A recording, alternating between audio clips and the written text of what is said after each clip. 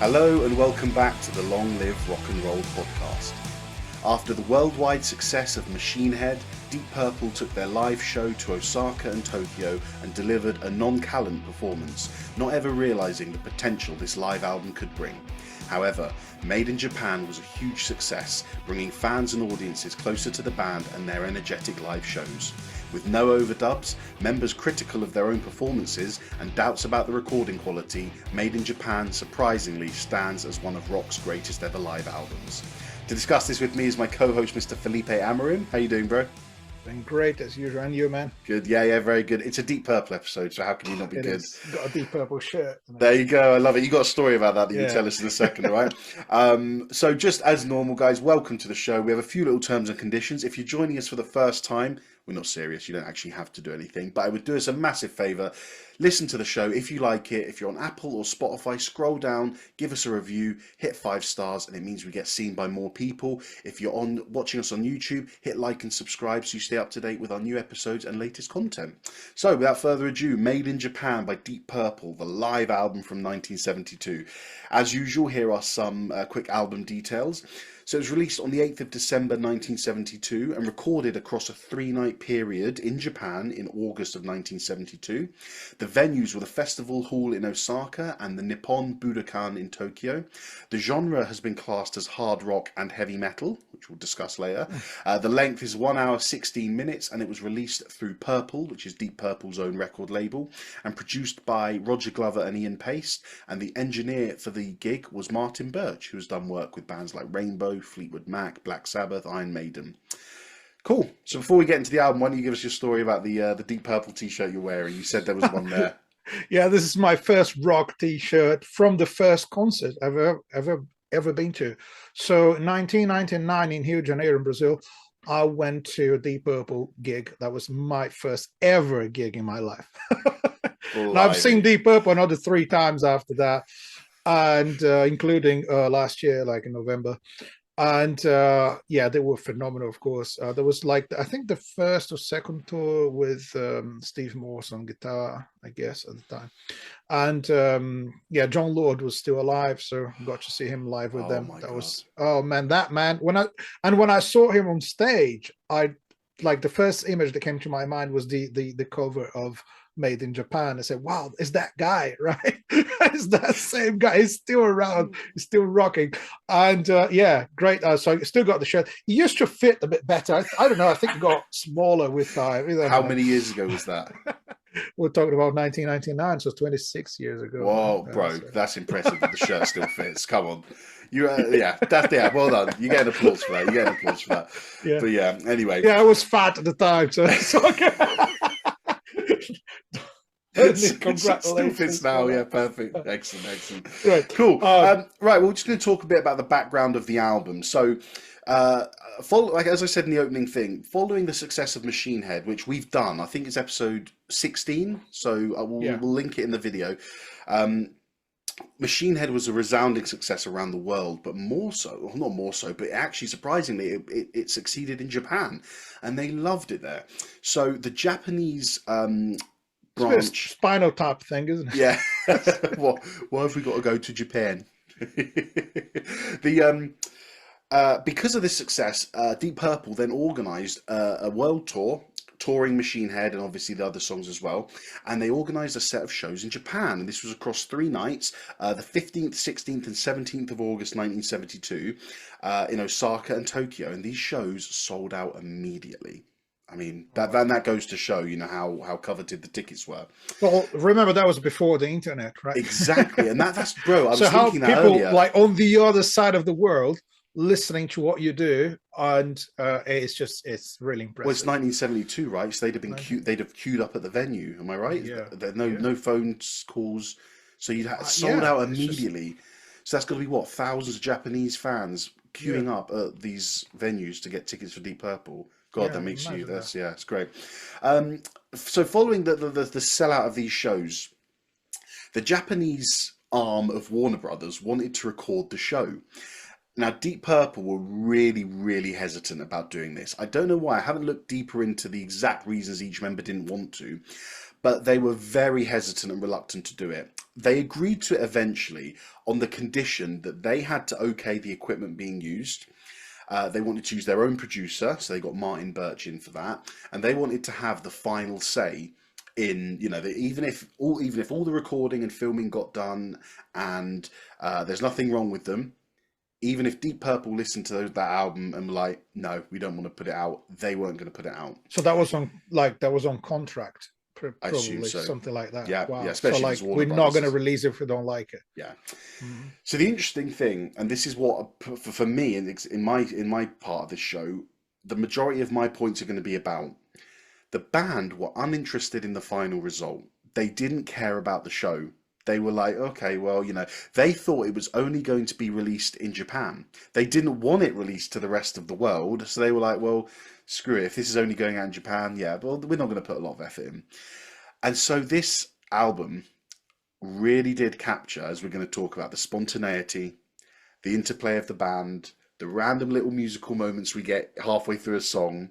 And because of that, this is where I think the album succeeded so well. So this is just my opinion. Well, it does make a lot of sense, man, because I think it's got the energy of a live album, but it doesn't have the tension of a live album. Any musician out there would know that if you're playing live and you're aware that you're being recorded, you normally get a little bit tense, and you maybe don't perform with the same level of improvisation and looseness. You just don't want to do a mistake. And I think they clearly not concerned about doing mistakes. There's more mistakes here and there. I mean, if you can call it mistakes, or you can call them mistakes, yeah. And I will refer to them as mistakes. Yeah. But just this is not a negative, and I'll make this clear as the episode goes on. Yeah, and then they just go with the flow and changing the structures of the songs as they go along. And I think that's just brilliant. The fact that you capture that, and in this age of AI, where a computer can write a song for you. I think live music is something really special, to actually watch a band playing live, not knowing where they're going with the song. Not even the band knows what's going to happen. Yeah, so that's just it's just amazing. And it's good. It's good because they individually really, really accomplished musicians. They they are masters of their crafts. So there's no way whatever they played live wouldn't sound great. And I would dare to say that they're probably rock's best live band ever. That is my opinion on Deep Purple, because I've seen them live a million times, and they sounded better every time. Even as they got older, they just sounded better. They just got new tricks they could play live. Even with the lineup changes, there's something about Deep Purple and the live audience in front of them that no one else can do like them. There's something beautiful about it, and they are my favorite live band. There's an energy to them that, as good as Led Zeppelin Song Remains the Same is, as good as all the other live albums of that era, which we'll talk about later, there is an energy there. And this is actually why I think, do you know what, there's no room to talk about what I want to talk about in our section, so I'll talk about it now.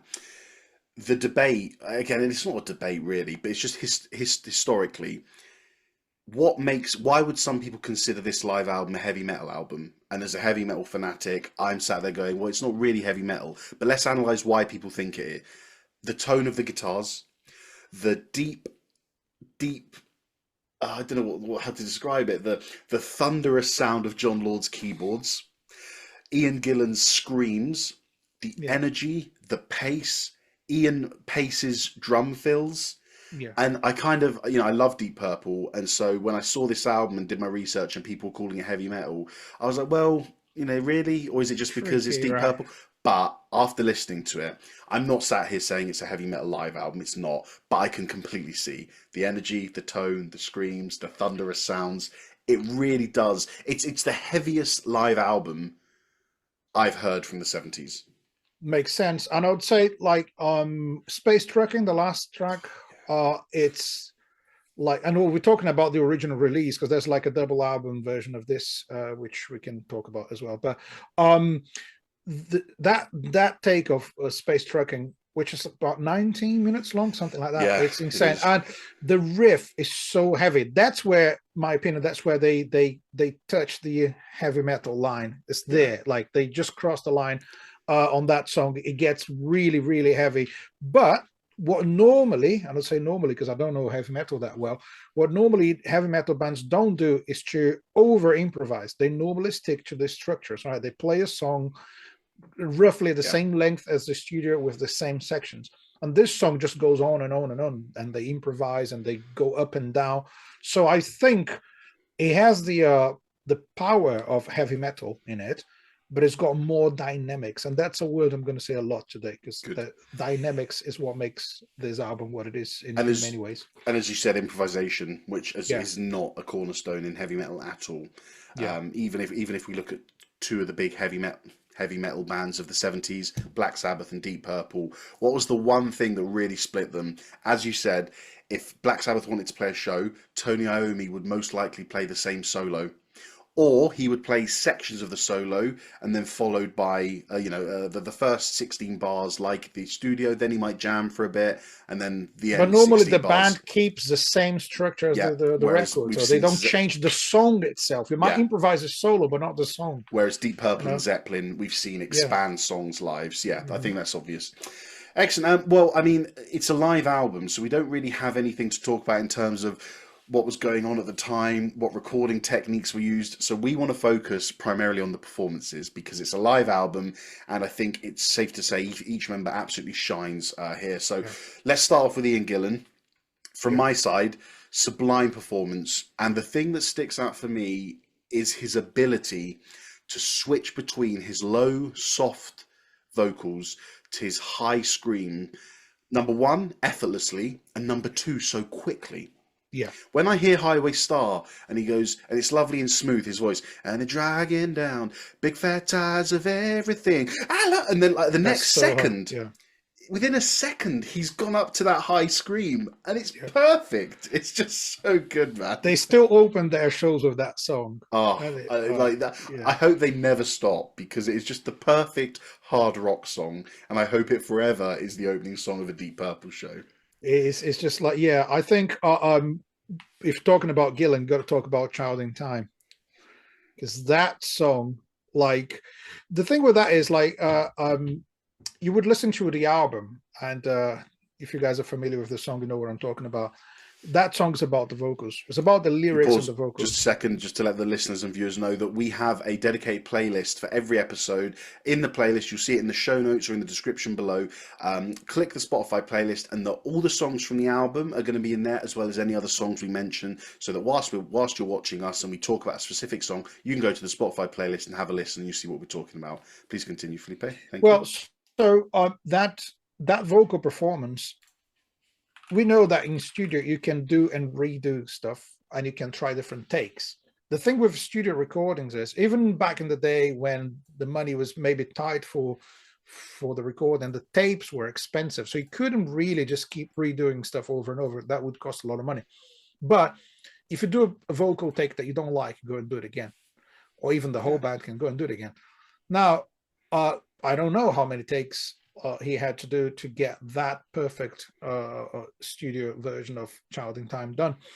But when you do it live, you have one take, you have one chance, and especially that was probably not a really long tour, and they only recorded 2 shows. That it 3. So let's say he had 2 chances of doing a great performance of that song, and I actually think the live one is even better than the studio. As I agree.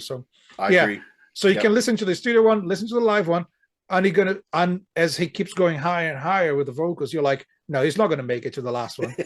it's just like, no one can humanly do that. Yeah. It's not possible. And it does it. And if you see videos, I don't know if there's an official video of this show. I never found it. But I had a VHS tape that's old. Of this one? Not this one, of them playing Denmark at the same time, same tour. Okay. And he did that song like, and it's not struggling to do it. It's like, I can do this. Easy. And he's got total control of his vocal technique. And you got to consider one special thing, which is the monitoring wasn't that good. So the musicians couldn't hear themselves with the same technology we have nowadays with like in-ears and stuff. Yeah. So you have these, what we call them wedges, these amps on stage where the whole sound of the band is coming towards the musician so they can hear what's going on. But you also have the actual sound of the band and the drums behind you. you can see the stages like were not that big, the stages where they were playing. So the drums are really close to the vocals. So it's a mess. There's a really nice part. I want to get the right words here because there's a really funny moment in the album. I think I was going to reference that. I don't remember which song was that, but at the end of the song, Gillan says like, can I have everything louder than everything else? He's talking about the monitors. He can't hear anything. It's like, can I just have everything louder? But everything louder than anything else. I think, ironically, it happens after Child in Time. Okay. So he's gone the whole 12 minutes nailing every note and then been at the end like, it's still not good enough for me, the monitoring. Can I have more, please? Even though he's just nailed Child in Time. I think there's something about him. He doesn't take himself too seriously. He's always making jokes, and he's such a great character to watch live. He's the perfect frontman. Yeah. My next point, feels like one of the band and not the lead singer. No. You never hear or see him trying to show off or take the limelight. When it's his time, when he's doing those screams in Child in Time, fair enough, like take the front of the stage. But I think you see things now where singers feel like they have to occupy the microphone. I feel like, and when I say now, I'm mainly sort of talking, let's say from the 90s to now. I get the impression that some people think playing music, only music to an audience without vocals, unless you go and see a prog band, of course, is going to be boring. So you have singers sat there doing like ooh into the mic or trying to harmonize something a guitar's doing. Gillan knew this time's the band's time.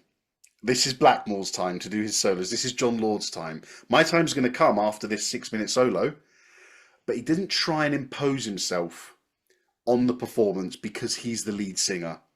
And for me, that's such a massive deal because, as I just said, you see singers do it so much in the last how many decades. There was a perfect time in the 70s where singers were equally important as the bass player, as the guitarist, as the drummer.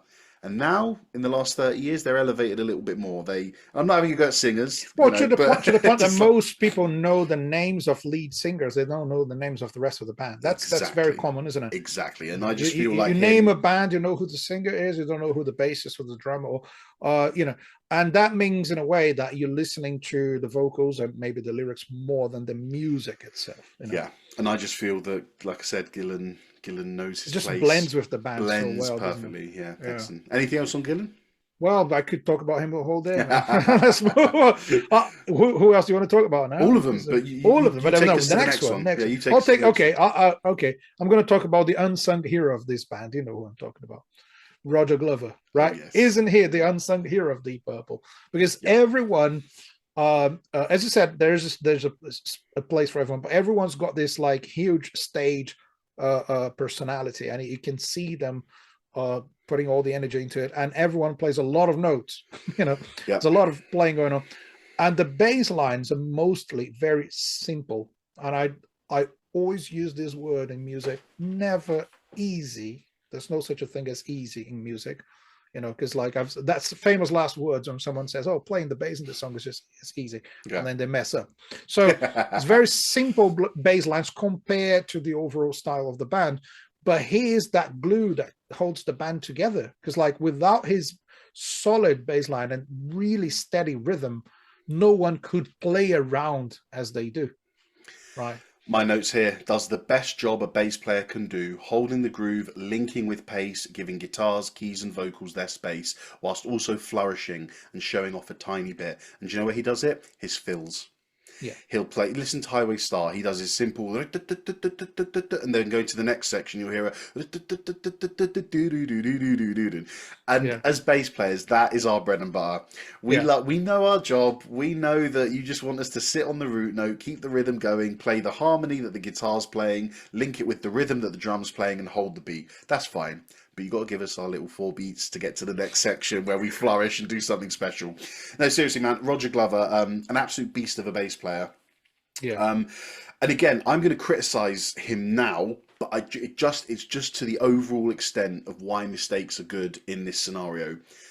He does a solo in Space Trucking that is just really bad. Is it? It's one note. He holds one note, and it's a high note, and it's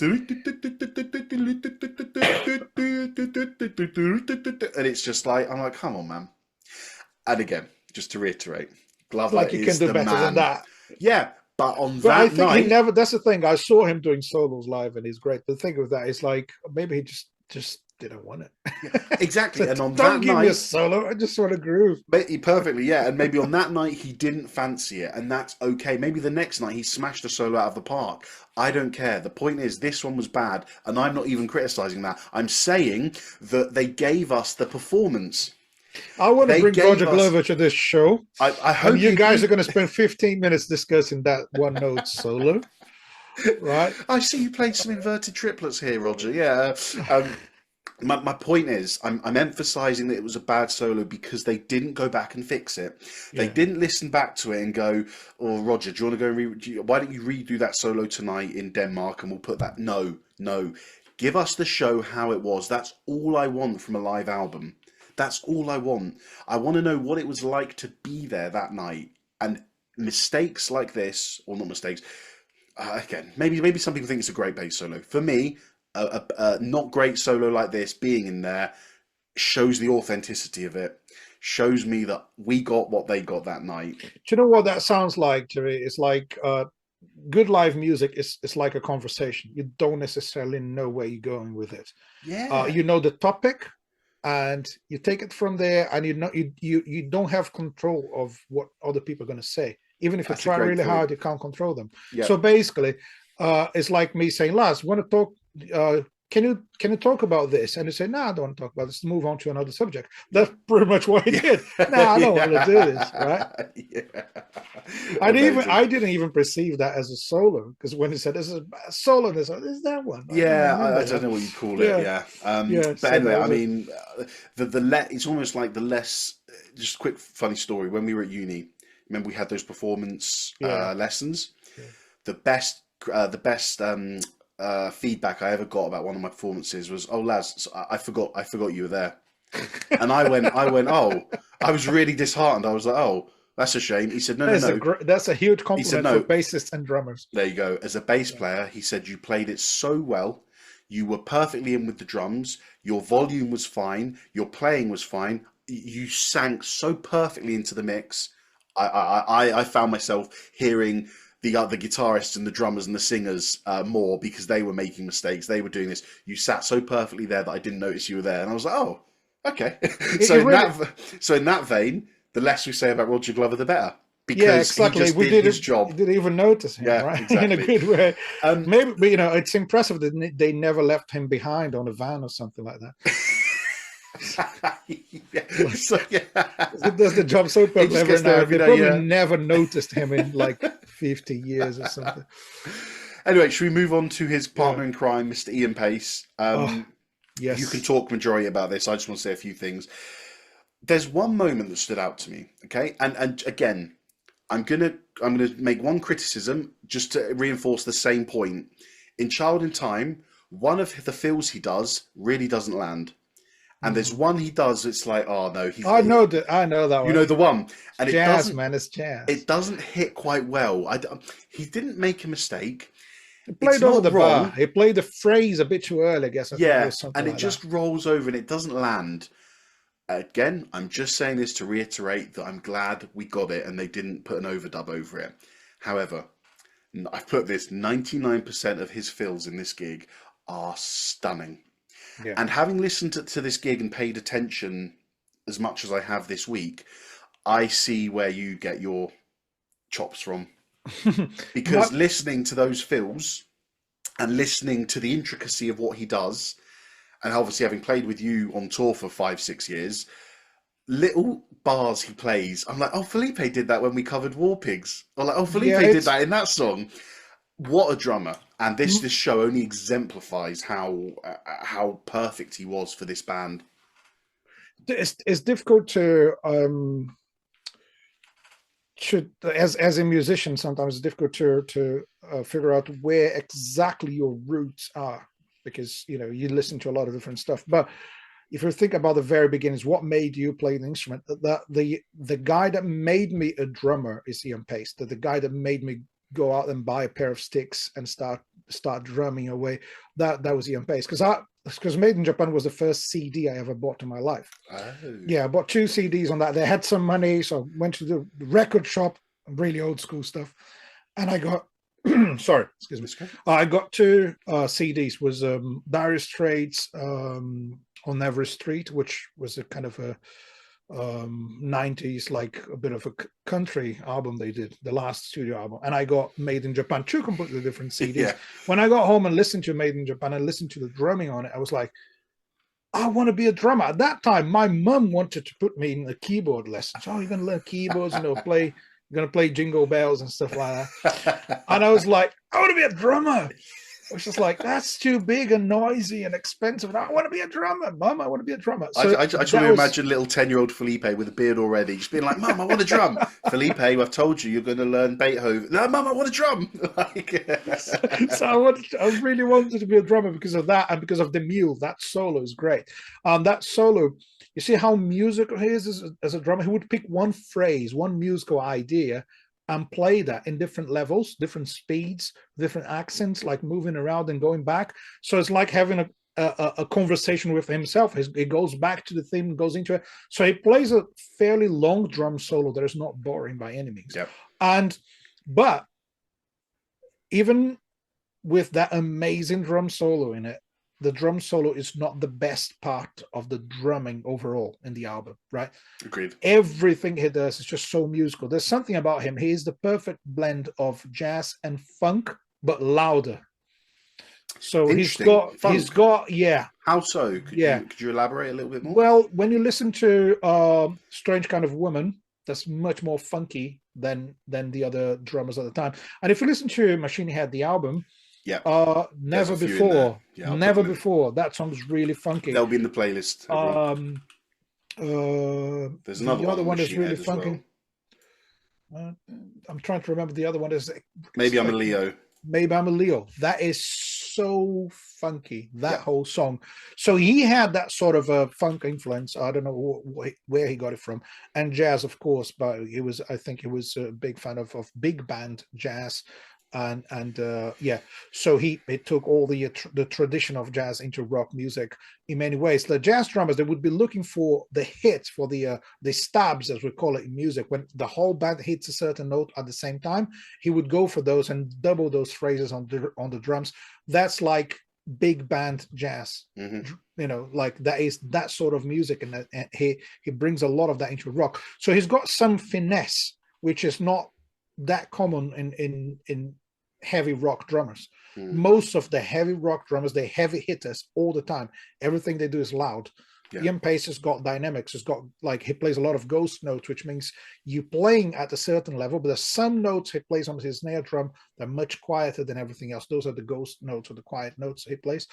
And so he's got dynamics inside the groove, and he really drives the band in terms of dynamics. What is dynamics in music? When you play loud and quiet, is that contrast of levels, and he is a master of that. So there's funk, there's jazz, there's blues. He swings all the time. That's another characteristic of his drumming. Even when the band is playing kind of a straight rhythm, he's swinging on top of it. He's imposing that swing. Yeah. So he's always a little bit jazzy, in my opinion, and a bit funky and bluesy as well. So he's got, like, everything that came before rock drumming is part of his drumming, and he sums it up really well. It's just the way he does it. It's just amazing. I think everyone goes on about John Bonham as the probably the most influential drummer of all times. I would say, like, because he influenced everyone who came after him, and rock music became bigger than everything that existed before rock music. But I would say Ian Paice is as good as John Bonham, at least. So I think it's and his importance to rock drumming is, in my opinion, at the same level. The more I listen to Deep Purple, the more I'm inclined to agree with you. And this is not taking anything away from Bonham, but Paice, my God, man, the fills in this album, unreal. So I don't know how he got so many sort of snare hits. It's one of the Child in Time ones, where the whole fill lasts like a bar, and it even just for a fill, it takes you on this journey where it starts off a little slow. I'm just going to make it up. It's something like, it's a scream. It's like and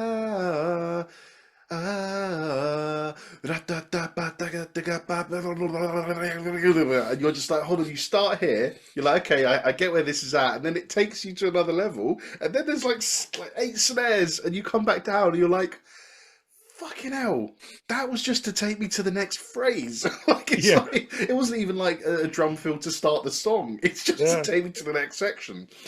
And the album is filled with moments of drum fills where I'm sat there going, wow. Yeah. The only other point I had to make about Ian Paice was, and this is what to me signals the sign of his talent. It's in Space Trucking, and there's a section in the middle where it goes on for 4 or 5 minutes, and he just keeps the snare going. I can't even remember the rhythm. It's something like something like that, and it's perfect. He doesn't ever waver off of that rhythm. There might be a cymbal hit here, a cymbal hit there, but he's just the snare, and that's the moment where I said, "Dude, you've blown my brains with these fills. You can play really loud and really heavy when it's needed. Highway Star, perfect example. You've done all the things that Felipe said, combined jazz elements, this, that, the other. But what's most sort of impressive is that you've done your job. You've held the beat and the rhythm for 4 minutes, an extended period where you haven't changed what you're playing. There isn't even it never break. Sounds over the top, in my opinion. No. But my point about that section is that he was just a true professional. Yeah, he just did it. But then when just like we said about Gillan, he shines when he needs to shine. When he's got those moments to put those fills in, trust me, he'll do them. But when he doesn't need to, and when the other band are doing the thing, just like Roger Glover as well, he gives them the space they need, because he's not the lead guy. We know this. Yeah, but exactly. Man, what a drummer. Anything else? He's the boss, right? He's the only member of the original lineup who's still in the band. He's the boss now. Okay. Anything else about Paice? Well, again, I could do a whole I know you episode could, on it. We're not going to do let's move on. So let's move on to Jon Lord. Every time we talk about Jon Lord, there's always this debate going on about who's the best keyboard player in rock, and I don't want to have that debate now, because we don't need to. We can just appreciate everyone. There doesn't really need to be a winner. Rick Wakeman always comes into the conversation. Yeah. Is it what's the Emerson? Keith Emerson? Yeah, Keith Emerson. Keith Emerson. Yeah, Keith Emerson. Emerson, Lake and Palmer. I just feel that Jon Lord has such a vibe to him. Yeah. There is an element of groove that I'm not saying Rick or Keith don't. Again, we're not trying to compare here. I'm just saying that when I listen to this album, some of my vibe and groove will come only from what Jon Lord is doing. For example, in the first solo of Child in Time, when it sort of picks up the pace, he's doing the job of a rhythm guitarist on the keys. Yeah. And you hear it, the beats are dun, and you hear his keys go dun, dun, dun, dun, dun, dun, dun. But then after a few bars of that, he goes dun, dun, dun, dun, dun, dun, and he messes around with it, and it's just ever so slightly changing the rhythms. That Glover and Paice are doing their thing. Glover's probably sticking on the same note, Paice is on the same beat. Blackmore's soloing everywhere. Gillan's obviously not doing anything. How do you keep the music interesting when you play an extended 3 or 4 minute jam? Tiny little rhythm changes that Jon Lord does throughout the album, but I just think it's most obviously shown in Child in Time. Playing the spaces, isn't it? Playing the spaces, figuring out what's not there that I can do without taking the attention away from Ritchie. Yeah.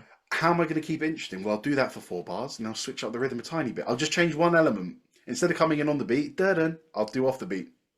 Da-dun, like that. Just sit there. Yeah, there's something about keyboards, like when unbelievable. When you're the soloist in a band, like, so there's 2 main soloists, so Ritchie Blackmore and him, but Blackmore's got the advantage of the guitar. It's a loud instrument. It's naturally the solo instrument in a rock band. And So it's a tough competition, isn't it? Lots of rock bands don't even have a keyboard player. To be a keyboard player in a band and to be able to rock as hard as the guitar player, that is, I think that's I don't know any other keyboard player who could do it as well as John Lord. Yeah. And he had great knowledge of the instrument, of the technology of the instrument, so he could make it noisy enough when he wanted to. It's a lot of distorted stuff going on. Also, he's got the classical music background mixed with blues, so that's an interesting thing. When you listen to it, it's like, if you into classical music, you know that's really strict. You play things note by note. You said two things that I want to. Can I just go back to one? Yeah. Just where you said about the tone. Several moments in the solos, especially Highway Star, I don't think you know whether it's him or Ritchie Blackmore that starts the solo. Because there's that opening note. There's that opening note where it's like, and you're like, hold on, is this Lord on the keys, or is it Blackmore holding like an open note? And you just don't know because his tone is so good. It's almost like he wants to sound like an electric guitar. It's like a second guitar in the band, but not really, because you got different, different textures you can do with keyboards that the guitar player couldn't do. Just like Child in Time, we get the organ. I would say Child in Time, there's a brilliant moment, which is after, I think, the first round of the lyrics, when the vocals get really high and the song gets more and more intense and builds up, and it leads to the solo. And I was expecting the guitar solo, right? Because it's just so intense, it's so loud. You got Ian Gillan shouting, and then out of the blue you have this keyboard coming in. It's like, wow. And he managed to make it work, because the keyboard would never be as intense as those vocals or guitar or drum fill. It's just not as powerful and loud. But he's so expressive. His musical ideas are so great, they just works perfectly. He just knows perfectly how to find the right tone for the right song. Even the I've got here, sounds and effects choices so good.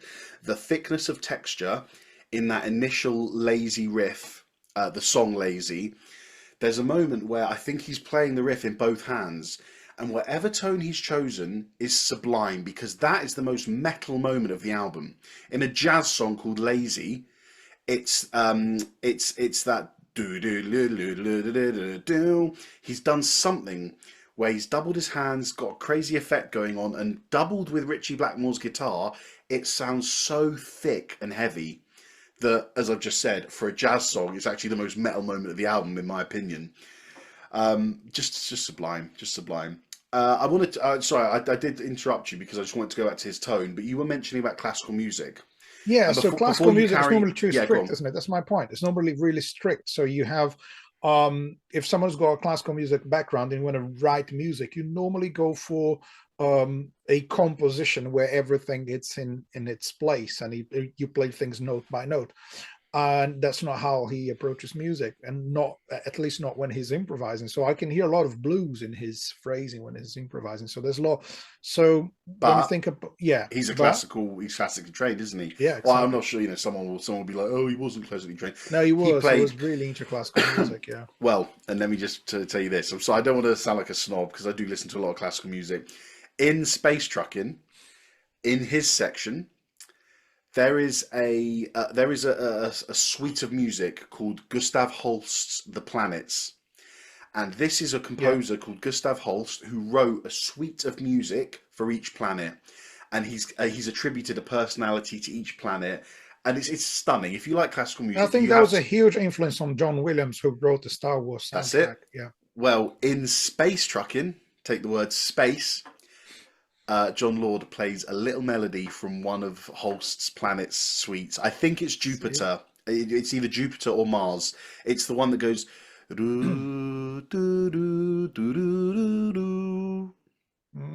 I think it's Mars or Jupiter. He does it. He just takes one little moment. But I just thought it's so clever, man, because that's really clever. John Lord is he's playing in a blues rock band, so fine. He's gonna have to improvise. He's gonna have to play bluesy notes, but he's put in his own little homage to classical music. Not only has he done that, he's done it so appropriately. Taken a melody from the Planets suites and put it into Space Truckin'. It's just like so clever, just brilliant. So yeah, what a man, what a keyboard player. Yeah, and then again, huge personality in a way. It's like you can see that is just like Ian Gillan, he was always having fun on stage. So what a musician. Yeah. And now we got to talk about. Yeah, just for listeners, I've put in the Mars and the Jupiter suites into the playlist. I think it's Jupiter, but enjoy them both. Have a listen. They're both fantastic pieces of music. Yeah. Yes, go on, sir. So next we're going to talk about now Ritchie Blackmore, isn't it? The man, yeah. Complicated character, isn't it? Yeah, I kind of find it's just easier if we don't talk about him and we just talk about his. No, you got to talk. We're not talking about anyone's personality. Well, he's not a massive dickhead, is he? He's just a little controlling in places or whatever. But anyway. No, the thing with him was he ultimately got kicked out of the band for his overall attitude, I guess. But that's what matters about him in this album specifically is how. I think, in my opinion, is the one album where he really stretched his abilities. Excuse me. He took his guitar playing to like the highest level of improvisation that you can get without completely destroying a song. Let's put it like that, because it sometimes it goes so far. I'm like, where are you going now, mate? They're still playing a song, but it just works. Right, I'll give one fine example of that. The intro of Smoke on the Water. So the most, probably, I don't know, it has to be on the top 3 of like most iconic riffs of all time, right? Yeah. If it's not, I'm putting it there. I don't care. So he plays the riff once and then he goes and changes it. Like, come on, you just released the song, it's a massive hit.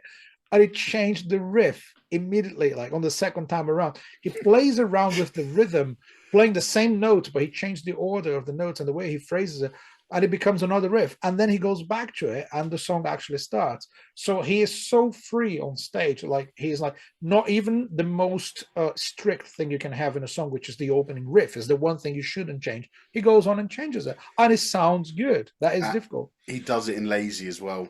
Yeah, he does that initial do do do do do do do do do, and he's like, hold on, no, that's not what's supposed to happen. But I've got that here on my notes, and I've written this. So I kind of might have a bit different look at this on the new. He's teasing us with his playing. Yeah. I think he knows that we want the riff just to be simple, sharp. But for Ritchie Blackmore was famous, as we spoke about in the Rainbow episode, again, episode 76, Rainbow Rising. We spoke about his love for classical music, and I think, as you can see from the Ritchie Blackmore timeline, the classical music starts creeping in more as the 70s go on. Mm-hmm.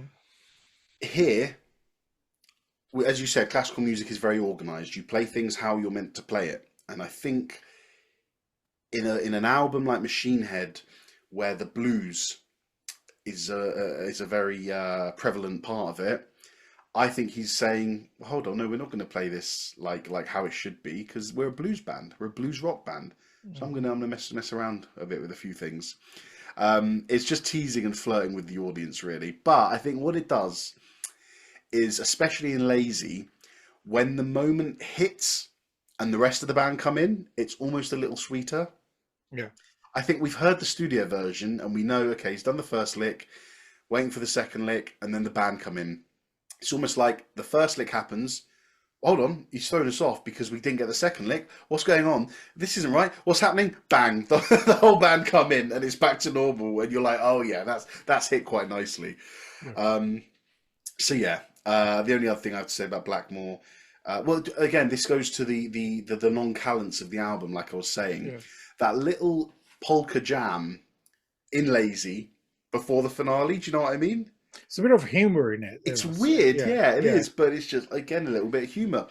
It just exemplifies the easygoing attitude of this album and the nonchalance about it. They didn't care that this was going to go out. Well, yeah, they literally didn't care. They thought it was only going to go out in Japan. Maybe that's one of the main reasons why the album's so good.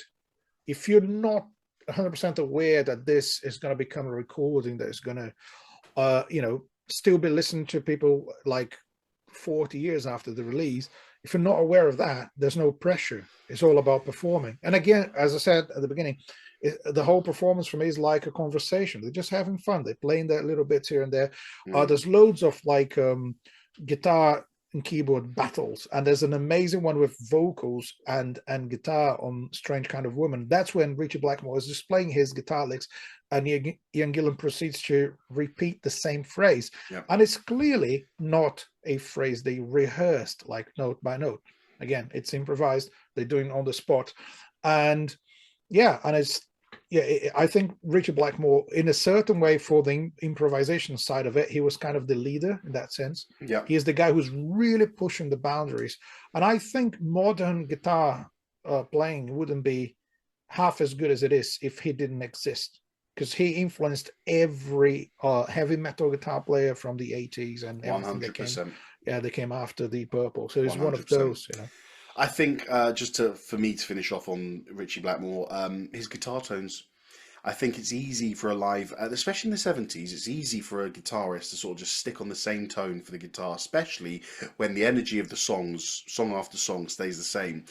But we've got that really hard-hitting distorted solo and the sound in general in Highway Star, followed by the really soft, sweet, smooth solo, which is the first Strange Kind of Woman solo.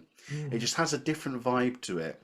And it's weird because it almost sounds like a different guitarist. And I think that's a compliment to Blackmore. It's that he can sound like two different players. And then again, more little innovations. He's got that little violin effect towards the end of Space Trucking, about 15 minutes in. He's playing around with the volume knob. Yes, I did Google to see if he was using a bow like Jimmy Page did, but he's playing around. Basically, for anyone who's not guitar savvy, there's a volume knob on the guitar, and you can sort of pick a note and then pull the volume knob. I mean, I can sort of demonstrate it for anyone watching. So if you've got the volume knob here, you can pick a note, and then as soon as you play the note, you turn the knob down, turn the knob back up, and slide it up and down like that. And that way you're going to get this little effect that like it's swelling, like a wow, like that. Yeah. And that's really cool as well. Almost makes the guitar sound like a violin, isn't it? And again, it's a cool effect. Look at what we've spoken about in the last minute.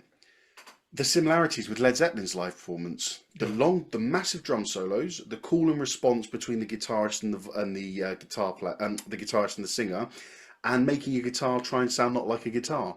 So I think that'd be another good conversation to have. You know, not necessarily who did it first, but where did these come from, and you know why. Yeah.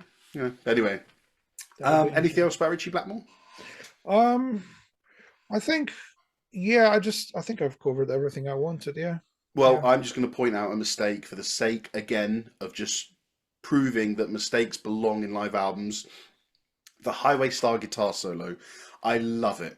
I love it because you can tell he's focused on delivering the energy of the solo more than the correct note. Because it's the part that goes... When he does it the second time, he completely fluffs it up. He goes... And it just tells me that he's not sat there looking at his guitar trying to make... He's probably focused on the audience, or like put his, got his foot up on the monitor. And I love it, man. I love it. And that solo, by the way, the Highway Star guitar solo... I think it deserves its own episode, and we might do that when we do another solos episode. It's just stunning. And the fact that there's two solos in the song. The guitar one has its own first half that's kind of does its own thing. The keyboard one has its own first half, but they both end the same way. Yeah. The guitar one does it, and then John Lord does it in the second solo. Yeah, it's an amazing ending. Because I think it's a solo that tells a story. Normally, when you normally really good guitar solo has a great start and a great ending, and that's enough. Yeah, honestly, that's enough. But he tells the story on every single bar, every single note of the solo. He builds up to that ending, and it's one of those scenarios where every note matters in the solo. Everything he's doing, it's actually. They can keep those guys, not only Ritchie Blackmore, those guys, they can keep your attention with a long solo, a long song. You're still like, you don't disconnect. You don't even notice that the song is lasting for 10 minutes or so. Yeah, absolutely. It's brilliant. I'll say one more thing about the five of them. You know, when people come with, if you could create your own like dream band, like the dream lineup, pick 5 musicians, keyboard, drums, bass, guitar, and vocals. and name your favorite rock musicians to come up with that dream band. I would do a 7-piece band. Okay. And it would be this Deep Purple, that lineup, because you can't change it. It's just they work so well together. And you on tambourine and me on cowbell, so you can drum it. Yeah, I think I'd like that as well. So yeah, that would be fine. Honestly though, like it is like there's no weak link in the band. Everyone does their job perfectly. Yeah, stunning. Yeah. Just a quick note on the production. Again, I think we've covered most of it in the sense of what I wanted to make note of. No overdubs, mistakes throughout the album. They left in the unnecessary interactions between the band members, and it's great. Why not? Why not? Like I said, I want to listen to that show and imagine like I was there. And the other thing I just wanted to make at the end of Child in Time, the little way doesn't he talk to one of the audience members about their height? He's like, yeah, you're 4'6". Don't worry, there's taller people out there. And then the music goes on. He's like, oh, there's going to be someone who's 1,000,000 stone heavier than you. And it's just random. I don't know what he's talking about. I think he's away from the microphone as well because it's really quiet. It's, really faint, it's like he's just having a chat with someone in the audience. And it's so much so fun. easy at that moment to look at they recorded it on an 8-track. And it's so easy at that moment to just say, oh, we don't need that. Turn the vocal track down for that part. But they didn't. Yeah, just a quick shout out to the Japanese audience because I know it is within there are so many quiet moments in this album because of the dynamics, as you mentioned, like Child in Time. And I can just imagine if that was in England or the USA, people probably shouting over it, whistling, shouting things. There is a general respect in the Japanese culture and tradition, and I know this even from looking at videos of of jazz musicians playing. The audience will sit there and take in the song, and they won't sort of shout. I love it when people shout, "Oh, I love you, Ian," but there's just something that you get the impression from the lack of noise during the quiet section. Some people will be like, well, where the hell are the crowd? Why are the crowd not up? You can hear the applause when they finish the song. And you can hear they're there and they're really energetic. But exactly. I look at it as they were being respectful. They were sat there taking in each 12-minute performance and clapping at the end madly. Towards the end of the album, you can hear Blackmore do little sections like rhythmically, and then you hear them start to clap because they're like, oh, do we clap now? And they're like just clapping in time. But yeah, shout out to them. It's perfect interaction. Like they interact when there's space for it, and they listen. And it's like maybe there's a reason why they decided to do this. They decided to do this tour not only because the albums were selling well, because they knew it was a good environment to record something. Maybe the label or whoever came up with the idea, because you have the audience participating without getting in the way of the performance, and that's really important. Great point. Yeah. Cool. Well, let's finish off with just a little discussion about, I suppose, live albums of the 70s. You wanted to talk about live album relevance. Yeah, I long ago I read an article by one of those rock journalists. I don't know which one, but basically going on about live albums are not really relevant. Why would someone just release a live version of a song that we already know? And it's like, it is not relevant if you play note by note as in the studio, if there's no changes, or if you don't play it as well as the original one. Right? If you can't execute that music live and make it better, there's no point. It's got to be better.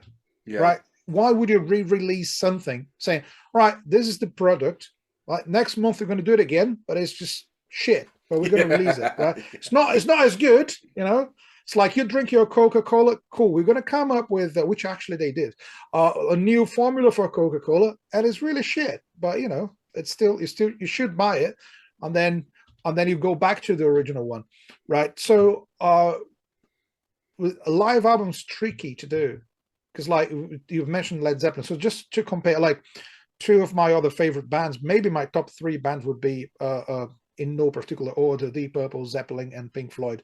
But when you listen, like Pink Floyd only came up with a proper live album in the 80s. And it's like there's a 10-piece band, loads of like session musicians on stage with them, and they touched it up in studio. They improved some of the stuff, overdubbed stuff, although they probably would deny this, but it's the truth. And Led Zeppelin has the now they came up with better stuff like recently, but recently like 15 years ago. So, Yeah. but in the 70s, the only live recording they released was The Song Remains the Same, which for me does not reflect how good they were, not even as a live band, and they were not happy about it. They were never happy about the album. So I think we've agreed between us How the West Was Won is a that much better is live that album. is yeah. So Deep Purple has this like amazing moment in time where they, without any expectation from anyone, without any anticipation, without any ridiculous preparation or marketing or anything, to just say, let's record a live album. And it's interesting to notice that like the songs in the album are basically Machine Head. So that's them playing stuff they just wrote and released, and they're really into that. They're really passionate about that music. So there's 7 songs in the album, right? And if I'm not wrong, Machine Head's also got 7 songs. And out of those 7 songs, 4 are the same. So basically, over half of what they do there is Machine Head, is the whole album. So they got Chowding Time from In Rock, which is a great album. They've got The Mule from Fireball, yes, and Strange Kind of Woman is a single they released in between a couple of albums. So the rest of it is Machine Head. So imagine this: like we got this album, so we're basically just releasing it again, but live. And it is better. And the album is already like a huge success. Probably the best-selling album, probably one of rock's most iconic albums. And then you go and do it live again. So it just has to be better. There's no excuse why you'd just re-release an album, which people do nowadays to get your money again. But like, you've bought this. Now, this is a remix version, which is pretty much the same. Buy it again. But they're not doing that. They're just doing something. They're taking those songs to a completely different level. And you see, I think the fact that they pretty much played Machine Head live in almost its entirety is, it shows that they were really committed to the new music they were making. And the live performance is really passionate, is really energetic. I love it. Yeah, great. I completely agree with you. And what this album did actually is it elevated the live album as a format, because sort of in that time, live albums, I think that they'd be considered inferior or second to studio albums. They might have been like a contractual obligation or like a bootleg something or other. But the fact that they decided to release this live album with such high quality performances, with such high quality sound, it really kind of made the live album a respectable format. And bands sort of took on after that. Wow, we can do this to this level. As well as this, the other impact that this album had, I was reading, just highlighting the global reach of rock music in the 70s. Because nowadays, we got Black Label Society released Ozzy Osbourne released an album in Japan. So many live albums come from Japan, but in 1972, don't forget, rock and heavy metal had not been around for that long at that point. Yeah, exactly. And to show that a sold-out arena in Osaka and Tokyo were welcoming this kind of music, just showed the growing importance of international markets and rock music. And rock music became like universal. Really. It's not only UK and America anymore. That belongs to the world now. That's massive album. Excellent, cool. Should we finish off? Yes. Excellent. Okay. For new listeners and viewers, for every album we choose, Felipe normally chooses one album, I choose the next one, and we'll do a little monologue at the end. Whoever chose the album does a little monologue at the end, just expressing their thoughts on the album. So this is mine, obviously. Every member of Deep Purple delivered something extraordinary in Made in Japan, yet uniquely human. Ian Gillan's voice is incredible, effortlessly moving between tender lows and soaring highs, being the star when it's his time, but never hogging the spotlight, instead blending in seamlessly with the band and choosing his moments. Roger Glover holds the groove like a true pro, linking perfectly with Paice while giving the guitars, keys and vocals space to shine. Ian Paice is pure precision and energy. The rolling snare I mentioned in Space Trucking is the definition of professionalism, doing so little, so perfectly, for so long. Nearly every fill is immaculate, Meanwhile, John Lord blurs the lines between rhythm and lead, often intertwining with Blackmore's guitar so seamlessly that you can't tell them apart. His thick, textured sounds in Lazy and playfulness in all the solo and jam sections are just brilliant. Then there's Ritchie Blackmore, teasing the audience with fragments of riffs before delivering the big moments. His tone is stunning, shifting from the raw power of Highway Star to the smooth beauty of Strange Kind of Woman. Even his cheeky little polka jam in Lazy captures the band's easygoing confidence and nonchalant attitude. The production makes this album truly timeless. No overdubs, no polishing, just raw, unfiltered performances. You hear the mistakes, like a missed drum fill in Child in Time, or the banter with the audience left in the mix. These imperfections don't detract, they enhance the experience, making you feel like you're there in the room. Now, don't mistake my insistence of nonchalance and mistakes for laziness or carelessness. They care, and they show it. But I sit wondering, if they had focused on making the show as good as it can be, or if they spent hours and hours rehearsing to record one perfect live album, would it have been as good? I think not. In a world full of perfect music, where each drum beat and bass note is insisted upon to be precise and correct, let's remember and celebrate the moments captured in music history where the imperfections actually enhance the experience and bring us closer to what it would have been like to see these rock legends in their absolute prime. Amazing. What an album. Probably one of the first live albums I ever heard. My dad had it on CD, and I remember even then just hearing Highway Star. I must have been 10 years old, maybe a bit younger, hearing Highway Star, not knowing anything about the instruments, not knowing who anyone was, just hearing the energy and being like, that's... And when I liked it, my dad then took me on to Machine Head, and Machine Head was probably arguably one of the first rock albums I ever listened to, and still one of my favourites. So it's great, but it's just there's a different energy to Made in Japan, isn't it? Those songs, they became something else live, and if you watch Deep Purple live, it's a different experience every time. Yeah. And it's just, they leave you with that feeling, which is like, what just happened here? It's really weird. Yeah. Like, it's Yeah. so unpredictable, and it's so much fun. And it's, I just have a feeling that they are always having a good time when they perform live. And yeah, it's a band that I had the pleasure to see live many times. And this album is just a masterpiece. Everyone should listen to it. Should be a school subject. Everyone should have this in school. Just say. And on that note, we say thank you for joining us for another episode of the Long Live Rock and Roll podcast. If you're listening to us on Apple or Spotify or Amazon, please scroll down, give us a review. It takes 20 seconds of your time, but does the world of good for us and shoots us up the charts to be seen by more people. If you're watching us on YouTube, share this video with your friends or other people who like Deep Purple. Like and subscribe to stay up to date with more content. Thank you, and we'll see you next time. Yeah, thanks for being with us once again. Keep on rocking, everyone, and don't do anything I wouldn't do. And as usual, guys, take care and long live rock and roll.